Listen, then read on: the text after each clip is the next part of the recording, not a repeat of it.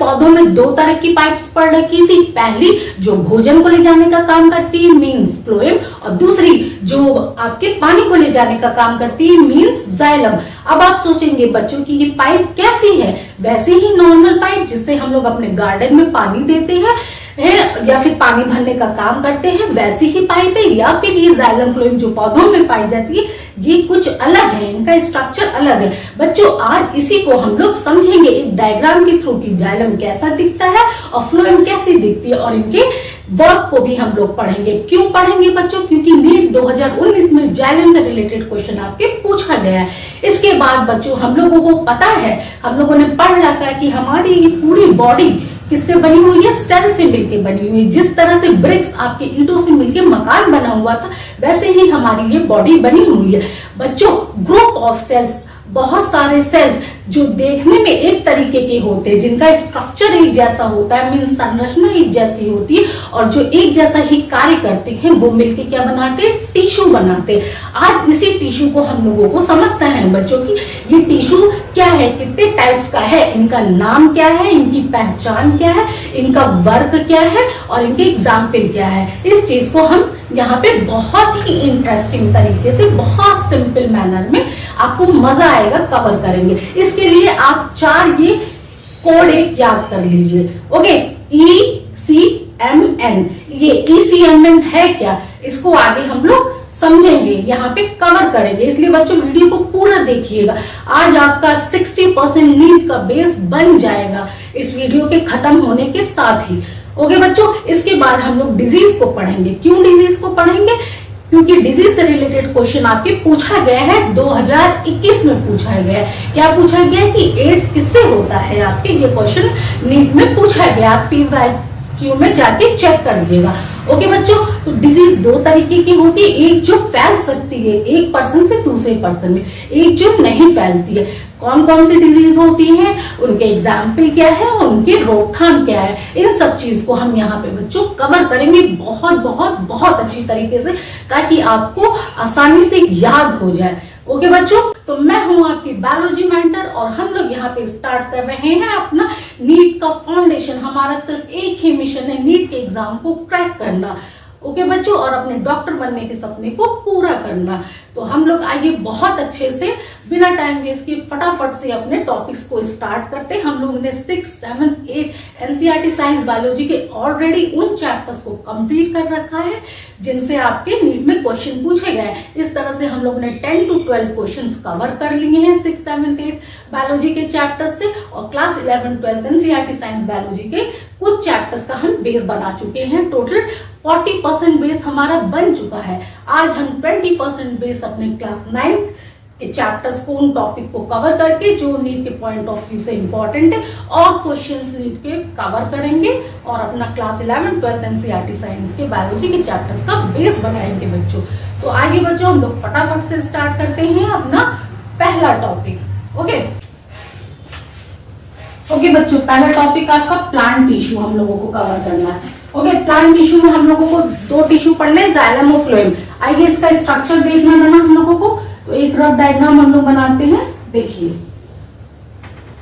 फटाफट से बनाते हैं बच्चों, एक बार आप स्ट्रक्चर देख लीजिए ताकि आपको क्लियर हो जाए कि ये पाइप की तरह भाई नहीं दिखता है। जाइलम और फ्लोएम जो है ये आपके नॉर्मल पाइप की तरह नहीं दिखता है, ठीक है।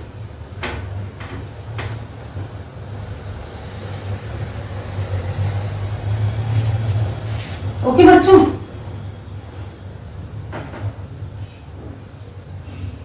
ये सिर्फ आपका रफ डायग्राम है अब आपको समझने के लिए कि जाइलम और फ्लोएम का स्ट्रक्चर क्या है, कैसा दिखता है।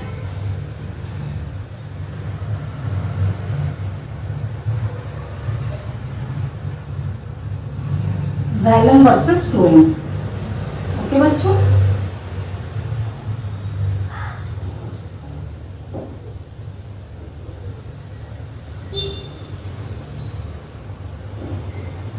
ठीक है।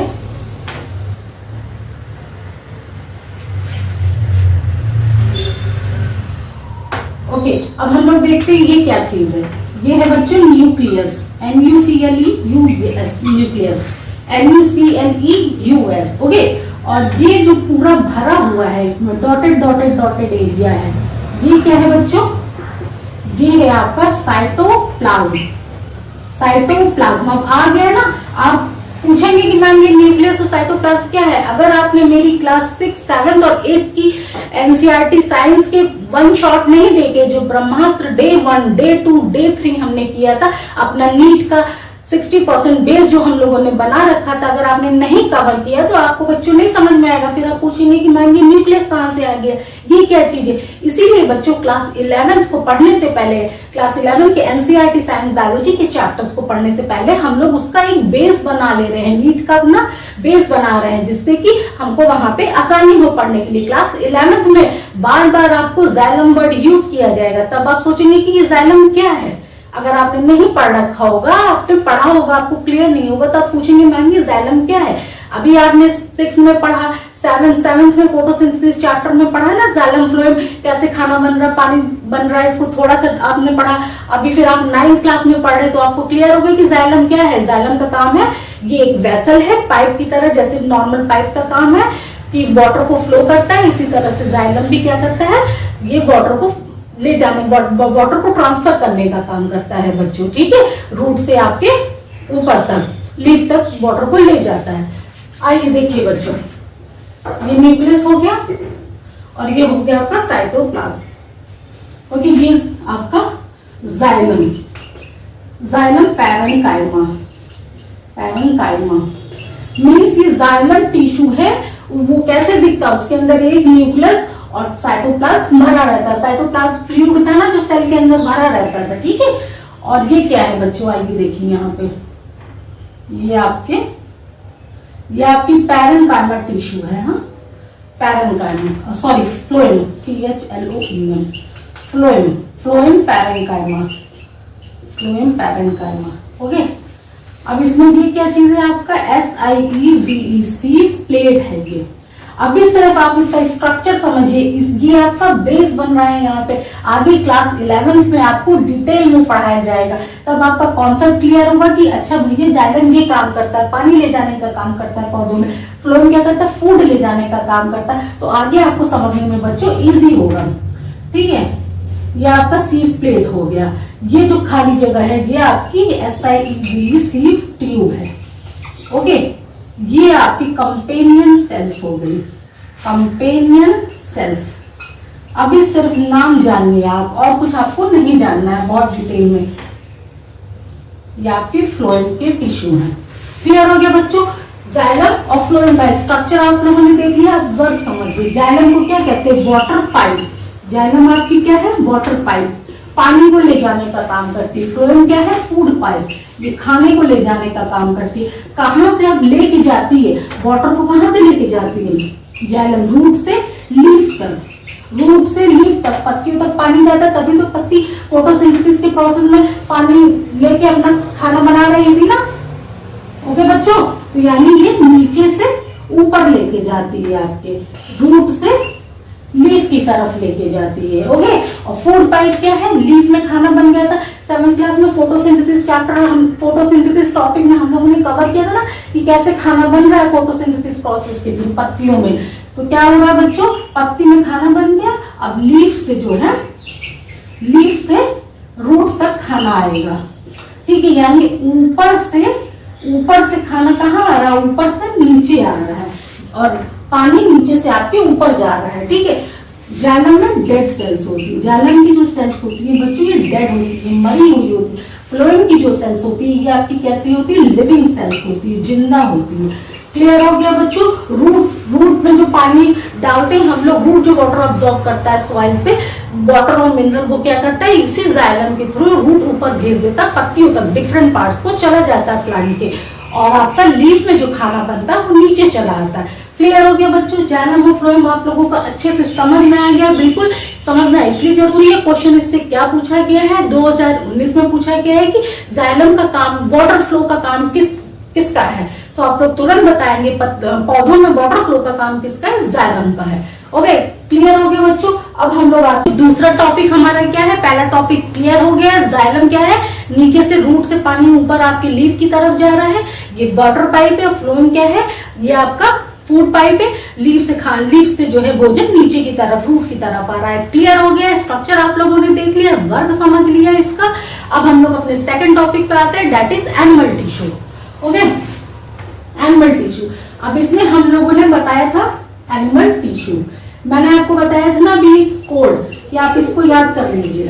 ठीक है, एक सूत्र बताया था, क्या बताया था बच्चों, ECMN, ECMN, इसको आप रट लीजिए बिल्कुल, ECMN। ये ECMN क्या है बच्चों, E for epithelial tissue, E for epithelial tissue, C for connective tissue, M for muscular tissue and N for nervous tissue। यही 4 टिश्यू के बारे में यहाँ पे हम लोगों को पढ़ना है कि ये कैसे दिखते हैं, इनकी पहचान क्या है, इनका काम क्या है और इनकी एग्जाम्पल क्या है। ओके बच्चों, नाम यहाँ पे हम लिख देते हैं, E for epithelial, epithelial, okay, C for connective tissue, connective tissue, M for muscular, MUSCULAR, और N फॉर नर्वस।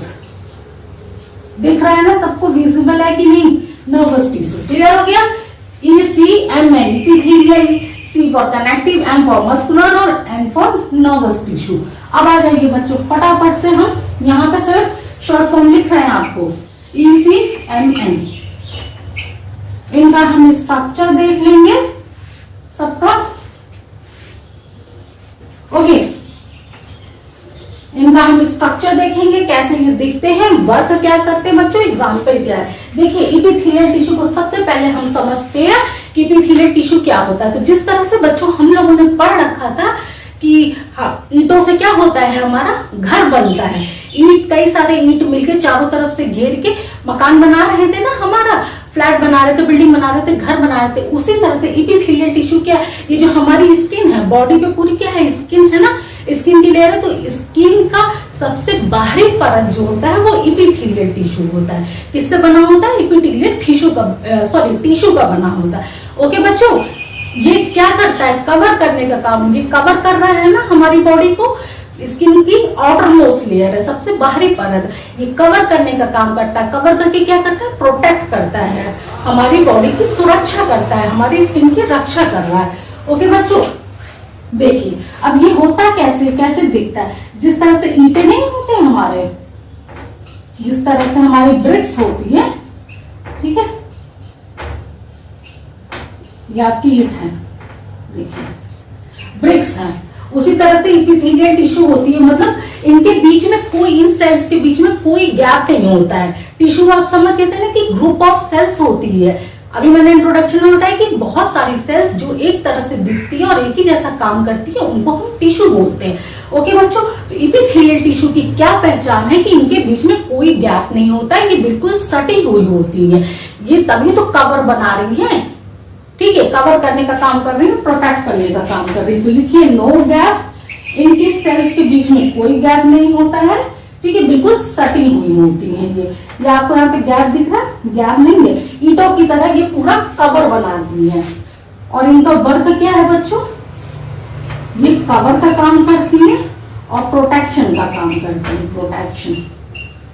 ओके बच्चों, एग्जाम्पल क्या है इनका, एग्जाम्पल है स्किन।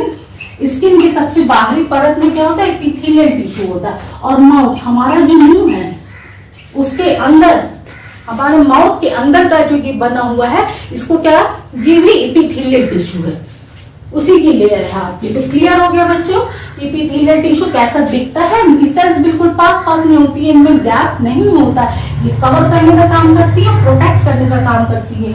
स्किन की बाहरी परत, सबसे पहली परत जो होती है वो क्या होती है, इपिथेलियल टिश्यू, और माउथ की अंदर की इपिथेलियल टिश्यू होती है। अब कनेक्टिव टिश्यू में आ जाए, कनेक्टिव टिश्यू क्या है, देखिए कनेक्टिव टिश्यू बच्चों कैसी होती है, ये आपकी ऐसी, ठीक है, कनेक्टिव टिश्यू के बीच में गैप होता है, ठीक है, इनके बीच में क्या होता है, कनेक्टिव टिश्यू की सेल्स के बीच में गैप होता है, ठीक है। और उस गैप में क्या भरा होता है बच्चों, फ्लूइड भरा होता है, जिसको हम लोग क्या बोलते हैं, मैट्रिक्स। जिस तरह से साइटोप्लाज्म भरा हुआ था ना हमारे सेल के अंदर, डॉटेड डॉटेड एरिया, एक लिक्विड था, फ्लूइड था, उसको क्या बोल रहे थे हम लोग? साइटोप्लाज्म बोल रहे थे। न्यूक्लियस में न्यूक्लियोप्लाज्म था। उसी तरह से कनेक्टिव टिश्यू में हमारे लिक्विड जो भरा रहता है, फ्लूइड जो भरा रहता है, सॉरी तरल पदार्थ, उसको मैट्रिक्स बोलते हैं। क्लियर है बच्चों? सेल्स के बीच में गैप होता है। अच्छा, जिस तरह से कनेक्टिव टिश्यू, नाम से आपको समझ में आ रहा है, कनेक्टिव मीन्स कनेक्ट करने वाला, ठीक है, कनेक्ट। तो इसका काम क्या है? ये कनेक्ट करता है, मीन्स जोड़ता है, जोड़ने का काम कर रहा है, ठीक है, सपोर्ट दे रहा है, ठीक है। ये ऑर्गन्स को, ये आपकी बॉडी को, एपिथेलियम ने तो आपका बॉडी का कवर बना दिया। अब इसके अंदर जो भी आपके ऑर्गन्स है, जो भी पार्ट्स है, उसको जोड़ कौन रहा है? जोड़ने का काम कौन करता है? वो कनेक्टिव टिश्यू कर रहा है, ठीक है। एग्जाम्पल आपका बच्चों क्या हो गया? ब्लड, ब्लड हो गया एग्जाम्पल आपका, और दूसरा आपका एग्जाम्पल बोन हो गया। ब्लड में आपके फ्लूइड मैट्रिक्स पाया जाता है, फ्लूइड मैट्रिक्स मीन्स तरल पाया जाता है, ठीक है। और बोन में आपके हार्ड मैट्रिक्स पाया जाता है बच्चों। अभी बस इतना समझ लीजिए कि आपका बेस क्लियर है, ठीक है। आगे चल के डिटेल में हम लोग इसको पढ़ेंगे। एग्जाम्पल आपका टेंडन, टेंडन, ओके। क्लियर हो गया बच्चों? क्यों हम लोग कनेक्टिव टिश्यू को पढ़ रहे हैं? क्योंकि इससे आपका नीट 2020 में क्वेश्चन पूछा गया है। क्या पूछा गया है? कि ब्लड क्या है, ब्लड क्या है आपका, ब्लड क्या है? तो आप बताएंगे ब्लड कनेक्टिव टिश्यू है, कनेक्टिव टिश्यू। हम लोग ने पढ़ा ना ब्लड और बोन्स का एग्जाम्पल। एपिथेलियल टिश्यू से आपके क्या क्वेश्चन पूछा गया था? कि स्किन, नीड से रिलेटेड क्या क्वेश्चन है? स्किन क्या है, कौन सा टिश्यू है? तो आप बताएंगे एपिथेलियल, एपिथेलियल टिश्यू। क्लियर है बच्चों? अब आ जाइए आप अपने मस्कुलर टिश्यू पे। अब मस्कुलर टिश्यू क्या होता है? एक ने तो कवर बना दिया, दूसरे ने जोड़ दिया, कवर बना, फिर अंदर के पार्ट्स कैसे ऑर्गन सब कुछ जुड़ गए, जोड़ने का काम कनेक्टिव टिश्यू कर रहा है। मस्कुलर टिश्यू क्या है बच्चों? ये बॉडी की मशीन है, एम फॉर मस्कुलर मशीन। ये क्या है? मशीन ऑफ बॉडी, बॉडी की मशीन है, ठीक है, मशीन ऑफ बॉडी। अब ये कैसी होती है बच्चों? इसकी पहचान क्या है? देखिए, ये आपकी लंबी लंबी होती है, इसकी सेल्स लंबी होती है। सेल्स कैसी होती है? सेल्स लंबी होती है। हिंदी में समझ में आ रहा है ना? देखिए, लंबी होती है, ओके। सेल्स इसकी लंबी होती है और धारीदार होती हैं। इनकी धारियां इनमें दूर दिखती हैं, ठीक है। जब हम माइक्रोस्कोप से देखेंगे तो धारियां दिखेंगी। ये इसकी पहचान है कि एपिथेलियल सेल्स के बीच में कोई गैप नहीं होता है, आपस में सटी हुई होती है। कनेक्टिव टिश्यू के सेल्स के बीच में गैप होता है और मैट्रिक्स, लिक्विड, एक फ्लूइड भरा रहता है, जिसको मैट्रिक्स बोलते हैं। और मस्कुलर टिश्यू के आपकी सेल्स कैसी होती है? लंबी लंबी होती है, धारी जैसी होती है, ओके, धारीदार होती है बच्चों। अब इनका काम क्या है? इनका काम क्या है बच्चों? ये कॉन्ट्रैक्ट करके, कॉन्ट्रैक्शन के थ्रू कॉन्ट्रैक्ट होती है मसल्स, और ये क्या करती है? मूवमेंट का काम, मूवमेंट कराती है, मूवमेंट कराती है। क्लियर हो गया? एक ने कवर बना दिया, बॉडी का एक ढांचा बन गया आपका, खड़ा हो गया आपका शरीर, उसके अंदर सारी चीजों को जो जोड़ने का काम है कनेक्टिव टिश्यू ने कर दिया। अब ये आपका मस्कुलर टिश्यू क्या कर रहा है? मूवमेंट का काम। ये हाथ हमारा जो मूव कर रहा है, हम ऐसे मोड़ रहे हैं, ऐसे कर रहे हैं, ऐसे कर रहे हैं, ये सब कैसे कर रहे हैं? मूवमेंट का काम इसी मस्कुलर टिश्यू की वजह से हो रहा है। क्लियर है आप लोगों को बच्चों? और हमारा जो हार्ट है, ओके, हार्ट, दिल की धड़कन आप लोगों ने सुनी होगी कि हार्ट बीट होती है, यार मेरा दिल धड़क रहा है। जब आप तेजी से दौड़ते हैं, चलते हैं, तो आपकी सांस फूलने लगती है ना, दिल की धड़कन तेज हो जाती है। तो हार्ट, ये धड़कन कैसे होती है? इसी मस्कुलर टिश्यू की वजह से होती है। ओके बच्चों, क्लियर हो गया आपका? Hand movement, hand movement, movement कैसे होता है? Heart beat, heart beat. अच्छा, क्यों पढ़ रहे हैं बच्चों? क्योंकि इससे रिलेटेड क्वेश्चन आपको पूछा गया था कि हार्ट क्या है, हार्ट आपका क्या है? तो आप बोलेंगे कि हार्ट मसल्स है। हार्ट में कार्डियक मसल्स पाए जाते हैं, हार्ट एक कार्डियक मसल्स है। ओके, क्लियर है बच्चों? अब इसके बाद हम लोग अपने लास्ट पे आ जाएंगे, नर्वस टिश्यू। अब ये नर्वस टिश्यू क्या हो गया? 3 टिश्यू हम लोग ने कवर कर दिया। ये क्या है बच्चों? ये आपका क्या है? ब्रेन, मीन्स ये इंटरनेट है पूरी, ये internet of body, internet of body, internet of body. Okay, body का पूरा इंटरनेट है ये, स्पेलिंग आप लोगों को क्लियर है ना, VODY, बॉडी का इंटरनेट ही है ये पूरा। इसका काम क्या है? अच्छा बच्चों, ये दिखता है अब कैसे, सबको हम लोग देखते चले आ रहे थे। आप लोगों ने तार देखा होगा, बिजली का तार, तो ये तार की तरह ही होता है। नर्वस टिश्यू आपका तार की तरह होता है जो पूरी बॉडी में फैला रहता है। ओके, और इसका काम अब क्या है, देखिए स्ट्रक्चर देख लीजिए पहले। ये हो गया आपका, ये सिर्फ रफ डायग्राम है, बात मत कहिएगा कि मैम इस तरीके से तो नहीं बना है बुक में, सिर्फ आपकी समझने के लिए। ये सेल बॉडी है आपकी, सेल बॉडी, ये आपका डेंड्राइट्स है। ओके, डेंड्राइट्स हो गया, ये आपका एक्सॉन हो गया। क्लियर हो गया बच्चों? तो इसमें तार में क्या होता है, कैसे जो तार छोटे छोटे रहते हैं उनको हम लोग क्या कहते हैं बच्चों, डेंड्राइट्स बोलते हैं, और एक बड़ा सा जो लंबा तार रहता है उसको एक्सॉन बोलते हैं। क्लियर हो गया बच्चों? अब इसका काम क्या है, हमारे नर्वस टिश्यू का काम क्या है? तो ये क्या करता है बच्चों, ब्रेन से, हमारे दिमाग से सिग्नल को बॉडी के दूसरे पार्ट्स तक ले जाता है, यही ऑर्डर करता है। ये कहता है कि ये काम करो, दिल को धड़काता कौन है, आपको मस्कुलर टिश्यू धड़काता है, लेकिन धड़काने का ऑर्डर कौन पास करता है, कौन भेजता है सिग्नल, तो हमारा नर्वस टिश्यू भेजता है। क्लियर हो गया आप लोगों को बच्चों? इसका काम क्या है, ये ब्रेन से सिग्नल बॉडी तक जाता है, बॉडी तक ले जाता है। ओके, ले जाता है। क्लियर है बच्चों? और इसके एग्जाम्पल में आपका क्या आ जाएगा, ब्रेन है, BRAIN ब्रेन, आपका स्पाइनल कॉर्ड एक्सेट्रा। क्लियर? तो अब ये भी आप लोगों को क्लियर हो गया बच्चों। एनिमल टिश्यू हम लोगों ने पढ़ लिया। क्यों पढ़ा है? क्योंकि इससे क्वेश्चन पूछा गया और क्लास 11, 12 एनसीईआरटी साइंस के बायोलॉजी के चैप्टर्स का के बेस बना रहा है। ओके, क्लियर बच्चों? इससे नीट में क्या, नर्वस टिश्यू से आपके क्या क्वेश्चन पूछा जाता है कि सबसे बड़ी सेल कौन सी होती है? तो सबसे बड़ी सेल कौन सी होती है बच्चों, नर्व सेल। नर्व सेल जो होती है सबसे बड़ी होती है, ये 1 मीटर की होती है। ये वेरी वेरी वेरी इंपॉर्टेंट आपके है। क्लियर हो गया बच्चों? 4 तरह की। आप सबसे पहले एनिमल टिश्यू में ये फॉर्मूला लर्न कर लीजिए, ECMN। ECMN means epithelial, C for connective, M for muscular और N फॉर नर्वस टिश्यू। 4 तरह की ये होती है। एपिथेलियल टिश्यू की पहचान क्या है, इसके बीच में गैप नहीं होता है और ये आपके कवर प्रोटेक्शन का काम करती है। सबसे पहले एपिथेलियल ने आपकी स्किन बना दिया, स्किन का आउटर लेयर है, माउथ के अंदर का जो है ये आपका एपिथेलियल है। अब स्किन एक आपका ढांचा खड़ा हो गया, ठीक है, मकान जैसे ईंट है, आपका मकान खड़ा हो गया चारों तरफ से ईंट को कवर करके। फिर इसके बाद ईंट के बीच में जो प्लास्टर लगे रहते हैं वो क्या है बच्चों, कनेक्टिव टिश्यू है।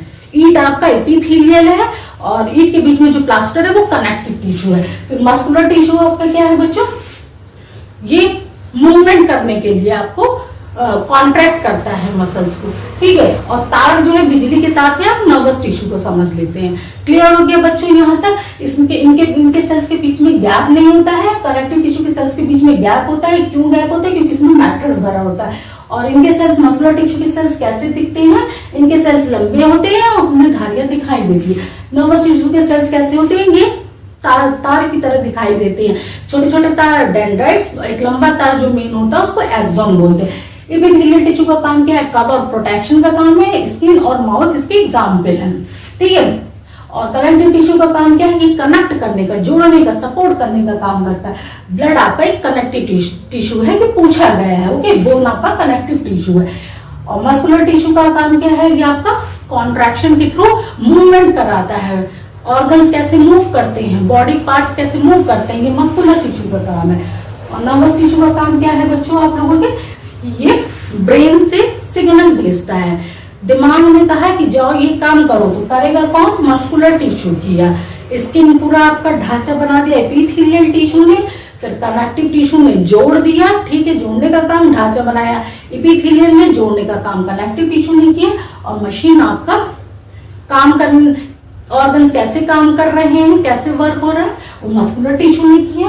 और आपके नर्वस टिश्यू ने ऑर्डर पास किया कि जाओ ये काम करो, ऑर्गन तुम ये काम करो, चाहे इंटरनल हो चाहे एक्सटर्नल हो। ओके बच्चों, तो आपका सेकंड टॉपिक भी क्लियर हो गया। अब हम लोग फटाफट से आते हैं अपने थर्ड टॉपिक मींस डिजीज को कवर कर लेते हैं। टॉपिक हमारा है disease, okay, DISEASC disease means बीमारी, रोग। डिजीज बच्चों दो तरीके की होती है, एक जो एक पर्सन से दूसरे पर्सन में फैलती है और एक जो नहीं फैलती है, छूने से या उनके पास रहने से, उनके कांटेक्ट में आने से नहीं फैलती है। तो डिजीज आपकी टू टाइप्स की हो गई, एक हो गई बच्चों इन्फेक्शियस डिजीज INFECTIOUS, एक इन्फेक्शियस हो गई, एक non infectious INFECTIOUS। Okay, non infectious, infectious means फैलती है, जो फैलती है संपर्क में आने से, एक पर्सन से दूसरे पर्सन से कांटेक्ट में आने से ये फैल सकती है और ये नहीं फैलती है। ओके, नहीं फैलती है। घर में देखा होगा ना आप लोगों को, किसी को सर्दी खांसी जुकाम हो जाता है तो क्या होता है, बोलते हैं ना कि पेरेंट्स बोलते हैं कि छोटे बच्चे, बड़े बच्चे को हो गया तो छोटे बच्चे को क्या बोलते हैं कि अरे तुम दूर रहो, थोड़ा दूर रहो, मुंह पे हाथ रख के खांसो। क्यों? क्योंकि ये इन्फेक्शियस डिजीज होती है, मीन्स कि दूसरे को भी हो सकती है। ओके बच्चों, इन्फेक्शियस डिजीज किनकी वजह से होती है? ये बैक्टीरिया, वायरस, प्रोटोजोआ की वजह से हो सकती है। ओके बच्चों, इनका एग्जाम्पल हम आप लोग देख लेते हैं। एड्स आपका वायरस के थ्रू होता है। ओके, टीबी एक बीमारी है जिसमें बहुत खांसी आती है, खांसते खांसते मुंह से ब्लड आने लगता है। तो टीबी किससे होती है? ये बैक्टीरिया से होती है, बैक्टीरिया से होती है। और आपका क्या है बच्चों? एड्स हो गया, टीबी हो गया, और कौन सी बीमारी है आपकी? मलेरिया किससे होती है बच्चों? आपकी ये प्रोटोजोआ से होती है। ओके, तीन तरह की इन्फेक्शियस डिजीज हम लोग ने देख ली, एक एड्स, एक टीबी, एक मलेरिया। एड्स वायरस से होता है, टीबी आपका बैक्टीरिया से होता है, मलेरिया प्रोटोजोआ से होता है। क्यों पढ़ रहे हैं बच्चों? क्योंकि नीट 2021 में क्वेश्चन आपके इससे पूछा गया कि एड्स किस वायरस से होता है। 2021 में क्वेश्चन पूछा गया है, PYQ में देखिए, नीट 2021 में क्वेश्चन पूछा गया कि एड्स आपके किस वायरस से होता है, किस वायरस से? तो आपका आंसर होगा HIV वायरस। ओके, और ये क्लास 12 के चैप्टर नंबर 8 का बेस आपका यहीं से बन रहा है। ओके, पूरा बेस बन रहा है। अब नॉन इन्फेक्शियस डिजीज कौन कौन सी होती है बच्चों? देखिए, नॉन इन्फेक्शियस डिजीज आपकी कैंसर है ना, बहुत खतरनाक बीमारी है। लेकिन ये ऐसा नहीं होता है कि कैंसर पेशेंट है तो आप उनके पास बैठ जाएंगे या उनसे हाथ मिलाएंगे, बात कर लेंगे तो आपको भी हो जाएगा, नहीं, ये ऐसे नहीं होता है।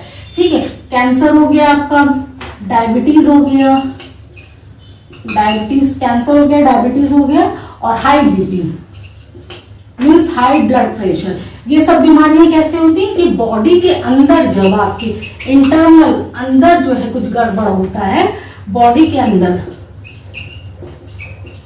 इंटरनल में कुछ गड़बड़ होता है, सिस्टम गड़बड़ाता है आपका, तब क्या होता है? तब ये बीमारियां हो जाती हैं। ओके बच्चों, हाई, ऐसा है कि कोई हाई बीपी का पेशेंट है, खूब चिल्ला रहा है, उसे खूब गुस्सा आ रहा है, तो ऐसा नहीं कि आप उसके पास जाएंगे तो फिर आपको भी गुस्सा आने लगेगा, या उसको हाई बीपी तो आपको भी हो जाएगा, ऐसा नहीं, ये ट्रांसफर नहीं होते हैं। ठीक है, ये बॉडी के अंदर इंटरनल पार्ट्स में आपके सिस्टम में कुछ गड़बड़ी होती है, तब ये डिजीज होते हैं। ओके बच्चों, क्लियर हो गया इन्फेक्शियस डिजीज और नॉन इन्फेक्शियस डिजीज दो तरह की, एक इन्फेक्शियस, एक non infectious. AIDS, TB, malaria ये आपकी इन्फेक्शियस डिजीज है, और कैंसर, डायबिटीज, हाई बीपी ये आपकी नॉन इन्फेक्शियस डिजीज है। अब इनका प्रिवेंशन क्या है, कैसे इनकी रोकथाम की जा सकती है? तो बच्चों, पहला क्या है? Public hygiene, HYGIE, public hygiene. दूसरा है आपका पर्सनल हाइजीन, और तीसरा है आपका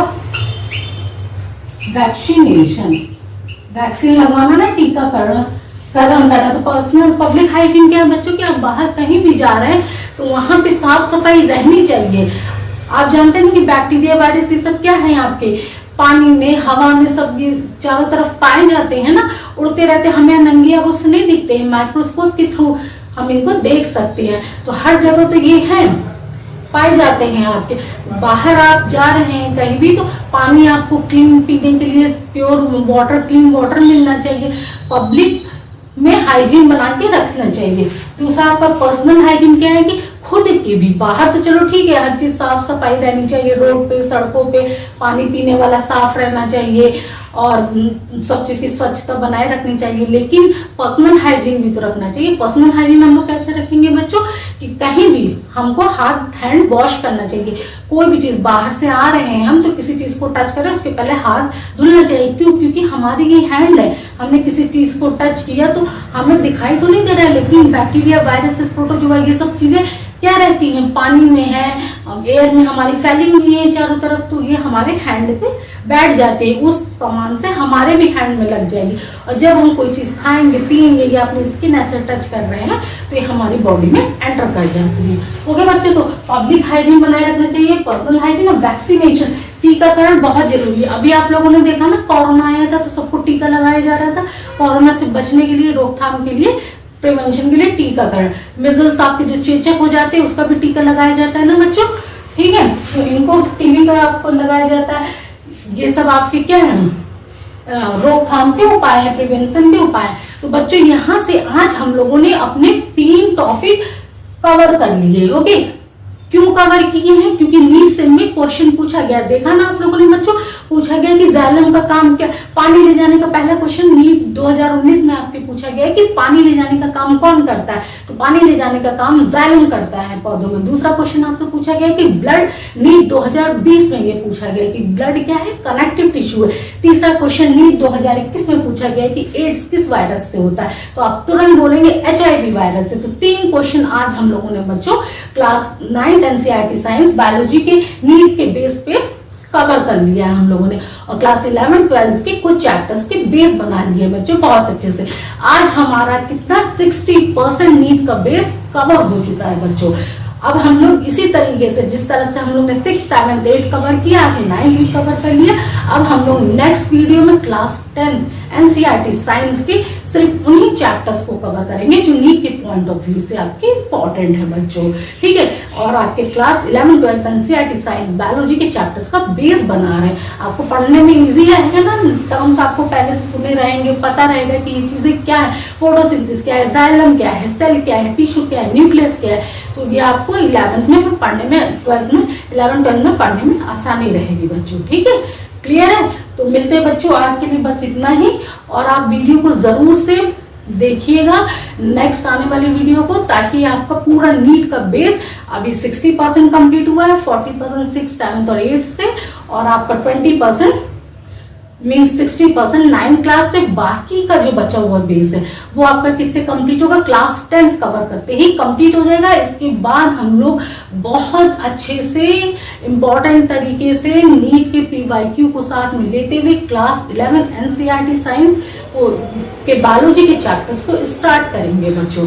ओके, अगर आपने मेरी क्लास 6, 7, 8 की वीडियोस नहीं देखी है, जो ब्रह्मास्त्र देव 1, 2, 3 है, तो उनको जाके आप लोग देखिए बच्चों, ताकि आपका नीट का बेस स्ट्रॉन्ग हो जाए और आपका भी 40% और नीट के 10 से 12 क्वेश्चंस तैयार हो जाए, कहीं भी नहीं जाए। आप देखते ही ऑप्शन तुरंत टिक कर दे। ओके बच्चों, तो मिलते हैं हम लोग अपने नेक्स्ट क्लास में, क्लास 10 NCERT साइंस बायोलॉजी के उन्हीं टॉपिक्स को लेके जिनसे आपके नीट में क्वेश्चन पूछे गए हैं। ओके बच्चों, और अपने डॉक्टर बनने के सपने को हम लोग यहाँ पे मिलके पूरा करेंगे। आज के लिए बस इतना ही, थैंक यू।